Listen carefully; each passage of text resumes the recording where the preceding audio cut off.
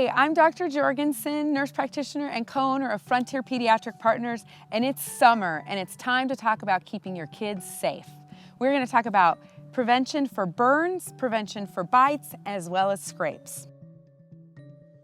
Let's talk about burns first. So we've got to talk about sunburns. We don't want those. We've also got to talk about burns from fires. So let's talk sunburns first.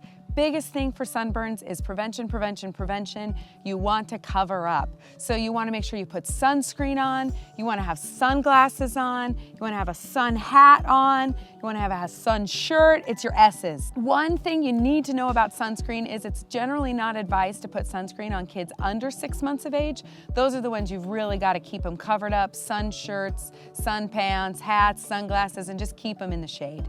The biggest thing for fire burns is you have just got to be on top of your kids. So you're at the campfire, can't let them run around, you got to make sure you're right there next to them. It's just too easy and fast for them to trip and fall right in, and then that's just a burn that you're just going to regret for forever. So you want to keep your head on a swivel, make sure you're always watching your kids, and make sure that you've set up some protection around to keep them from being able to get into that fire or be hit by any of those embers that might pop out. The next thing that we always see is burns from fireworks. So fireworks are fun, they make for amazing Instagram photos, and having your kids hold a sparkler is so quintessential July 4th, but they are so easily burned. So you've got to make sure that you're extremely, extremely, extremely careful. And for the most part, we say parents need to be the ones handling fireworks.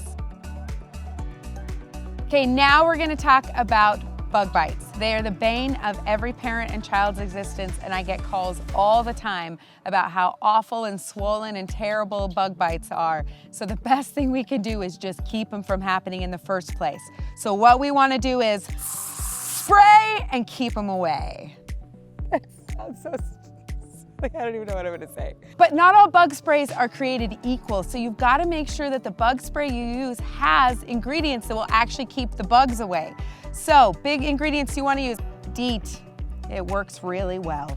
The other things is you can use some natural bug sprays. Lemon of eucalyptus oil is actually shown to work almost just as well as DEET does. The other ingredient to look for is picaridin. That also works well. If you don't want to use these products, the next best thing is just to make sure you're keeping yourself covered so those bugs can't get onto the skin.